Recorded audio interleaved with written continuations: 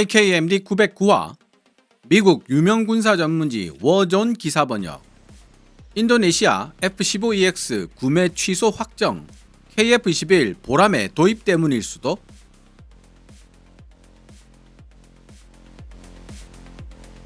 (2026년 2월 3일) 미국 군사 전문지 워존은 인도네시아가 F-15EX 구매 계약을 최종적으로 철회했다고 전했습니다. 구매 계약이 철회된 이유를 묻는 기자들의 질문에 번드 피터스 보잉 부사장은 미국 정부와 인도네시아 정부에게 물어보라고 대답하고 있어 정확한 내용은 알려지지 않고 있습니다. 하지만 워존은 인도네시아 F-15EX 구매 철회 배경에 대해 어쩌면 KF-21 사업에 대한 인도네시아의 확고한 참여 의지가 결과적으로 F-15EX 도입 사업을 중단시킨 원인이 되었을 수 있다고 분석하고 있습니다. 인도네시아가 프랑스 라팔과 대한민국 KF-21을 동시에 도입하고 유지하려면 막대한 비용이 필요한데 여기에 미국산 F-15EX까지 들여오게 된다면 이는 단순히 초기 도입 비용이 늘어나는 데 그치지 않습니다. 계통이 다른 세 종류의 신형 전투기를 도입하는 것은 별도의 교육 훈련 및 군수 지원을 필요로 하게 되고 결국 인도네시아 재정에 엄청난 부담이 될 수밖에 없다는 점을 지적하고 있죠. 만약 워존의 분석대로 인도네시아가 라팔과 KF-21 보라매를 주축으로 새롭고도 현대적인 공중전력 건설을 계획하고 있고 그 때문에 F-15EX를 손절한 것이라면 주목할 필요가 있습니다. 먼저 2026년 2월 3일 워존이 게재한 기사 F-15EX buy dropped by Indonesia, F-15EX 구매를 취소한 인도네시아를 번역해본 뒤 이번 사건이 KF-21 보라매와 터키 칸, 중국 J-10C 사이에 미치게 될 영향에 대해 생각해 보도록 하겠습니다. 워존 기사 내용은 노란색 글자로, 제 개인적인 생각이나 역주는 하얀색 글자로 표시됩니다.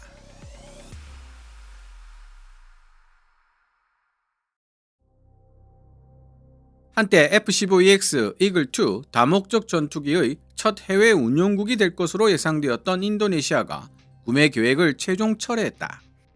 해당 사업은 지난 2년 동안 사실상 중단된 상태였다. 싱가포르 에어쇼에서 취재진과 만난 보잉의 번드 피터스 부사장은 인도네시아를 대상으로 하는 F-15EX 도입 사업이 더 이상 보잉 차원에서 진행되고 있는 사업이 아니라고 공식 확인했다. 이렇게 급격한 방향 전환의 구체적인 배경은 확인되지 않았다. 보잉 측은 관련 질의에 대한 답변을 회피하며 대외 군사 판매 FMS 절차에 따라 해당 사업을 추진해온 인도네시아와 미국 정부 측에 공을 넘겼다. 또 워존은 이번 사안과 관련하여 보다 구체적인 내용을 파악하기 위해 보잉 측에 추가 정보를 요청한 상태다. 지난 2022년 2월 미 국무부는 F-15EX의 파생형인 F-15ID를 인도네시아의 대외 군사 판매 FMS 방식으로 수출하는 안을 승인한 바 있다. 2023년 8월 인도네시아 정부가 보잉으로부터 최대 24대의 전투기를 도입하겠다고 공식적으로 선언하면서 사실상 계약은 성사된 것처럼 보였다. 당시 인도네시아형 모델명은 F-15IDN으로 변경되었고 구매 양해각서 체결식은 F-15 생산시설이 위치한 미주리주 세인트루이스에서 진행되었다. 당시 인도네시아 국방부 장관이었던 프라보워 수비안토는 F-15 생산 라인을 직접 시찰하기도 했다. 프라보워 수비안토는 인도네시아의 핵심 전력이 될 F-15EX 전투기를 도입할 수 있게 되어 기쁘게 생각한다고 밝혔다. 동시에 그는 이 최첨단 전투기는 진보된 성능을 바탕으로 인도네시아를 보호하고 안보를 수호할 것이라고 덧붙였다. 현재로서는 인도네시아가 F-15EX 대신 다른 전투기를 선택할지 여부도 불확실하다. 다만 주목해야 할 부분은 인도네시아가 프랑스 라팔 다목적 전투기를 42대 도입하겠다고 발표한 지 불과 몇 시간 만에 미 국무부의 F-15 수출 승인이 이루어졌다는 사실이다. 당시 우리 워존은 미국 정부가 인도네시아를 설득해 F-15와 라팔을 병행 운용하는 혼합 전력 구성을 선택하게 하려는 막판 시도를 한 것이라고 추정했다. 그러나 이 구상은 현재로서는 완전히 무산된 것으로 보이며 그 정확한 이유는 여전히 알려지지 않고 있다. F-15 도입 사업의 전체 비용 규모는 명확히 공개된 적이 없는데 높은 조달 비용과 생산 일정 문제가 걸림돌이었을 가능성도 있다. F-15 도입 무산에도 불구하고 인도네시아 공군은 동남아시아에서 가장 현대적이고 강력한 성능을 갖춘 전술기 전력을 구축해 나가고 있으며 라팔 외에도 미국과 러시아산 전투기들을 혼합 운용하고 있다. 인도네시아의 F-16 바이퍼 전술기 부대들은 1989년부터 도입된 F-16AB 블락 15 OCU 12대 가운데 오늘날까지 운용되고 있는 8대와 성능 개량을 거친 F-16CD 23대로 구성되어 있다. 러시아제 전투기로는 다양한 버전의 수호이 플랭커 계열을 운용 중이다. 여기에는 2003년부터 도입된 단자형 수호이 27 SK 5대와 복자형 수호이 30 MK 2대, 그리고 2008년부터 인도된 복자형 수호이 30 MK2 9대가 포함된다. 러시아가 우크라이나를 전면 침공한 이후 부과된 제재 조치로 인해 이들 기체에 대한 후속 군수 지원 및 유지 보수는 상당히 까다로워졌을 것으로 보인다. 2012년 피치 블랙 연합훈련 당시 호주 공군의 FA-18A 전투기 2대가 인도네시아 공군의 수호 27 및 수호이 30 플랭커를 호위하기도 했다. 오랫동안 인도네시아는 한국과 공동 개발 중인 차세대 전투기 KF-11을 50대가량 도입할 것으로 예상되어 왔다. 인도네시아 PTDI가 한국항공우주산업 카이와 함께 KF-21 사업에 참여하고 있으며 지분율은 20%다. 그러나 과거 인도네시아 정부는 사업 지분을 유지하기 위한 분담금을 제때 납부하지 못한 전력이 있고, 이에 따라 사업 참여 의지에 대한 의문이 반복적으로 제기돼 왔다. 어쩌면 KF-21 사업에 대한 확고한 참여 의지가 결과적으로 F-15EX 도입 사업의 종말을 고한 원인이 되었을 가능성도 있다. 라팔과 KF-11을 동시에 도입하고 기존의 노후 전투기까지 같이 유지하는 것은 막대한 비용을 초래한다. 이는 단순히 초기 도입 비용뿐만 아니라 교육 훈련 및 군수 지원 측면에서도 엄청난 재정적 부담을 의미한다.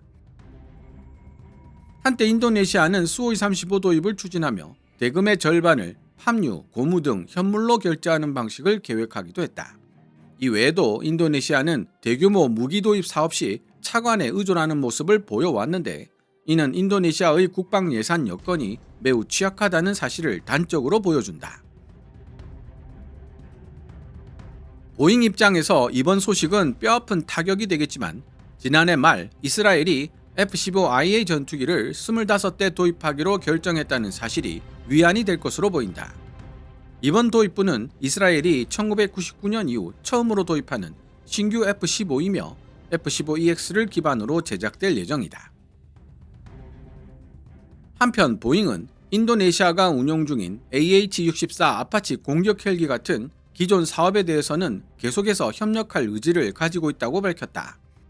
보잉의 번드 피터스 부사장은 F-15가 동남아시아에서 밝은 미래를 계속 이어갈 것으로 확신한다고 밝혔다. 인도태평양 지역 외에서 보잉이 벌이고 있는 또 다른 사업으로는 지난달 대한민국 공군의 F-15K 슬램 이글에 대한 성능 개량 사업을 들 수 있다. 28억 달러, 한화 약 3조 8천억 원 규모인 이 사업은 2037년까지 완료될 예정이다. F-15K 슬램 이글이 최신형 F-15EX 사양으로 업그레이드 된다는 내용을 생각보다 많은 수의 외신들이 다루고 있어 조만간 영상으로 만들어 볼 예정입니다. 기대해 주시기 바랍니다. 다시 F-15EX로 돌아와서 2026 회계연도 예산안에 따르면 미 공군의 F-15EX 공식 전력 소요는 기존 98대에서 129대로 확대될 예정이며, A-10 공격기를 운용하던 비행대대 최소 1개 이상이 F-15EX로 전환될 예정이다. 당초 미 공군은 F-15CD 전력을 대체하기 위해 최소 144대의 F-15EX가 필요하다고 판단했기 때문에 향후 도입 규모가 더욱 확대될 가능성도 배제할 수 없다. 이후 F-15 이글 운용부대 일부가 타 기종으로 전환되기도 했으나 미 공군의 결정에 따라 A-10이나 F-16, 심지어 F-15E를 운용하는 부대들까지 F-15EX를 도입하게 될 수도 있다. 이 외에도 폴란드가 F-15EX의 또 다른 잠재적 해외 고객으로 부상하고 있다. 보잉은 현재 F-15EX의 연간 생산량을 24대 수준으로 끌어올리는 데 주력하고 있다. 지난해 8월부터 11월 사이에는 생산 지연 문제로 기체 인도가 일시 중단되기도 했지만 12월에 16번째 F-15EX가 미 공군에 인도됐다. 해외 수출 성사 여부와 관계없이 미 공군 내에서의 F-15EX의 미래는 더욱 밝아질 것으로 전망된다.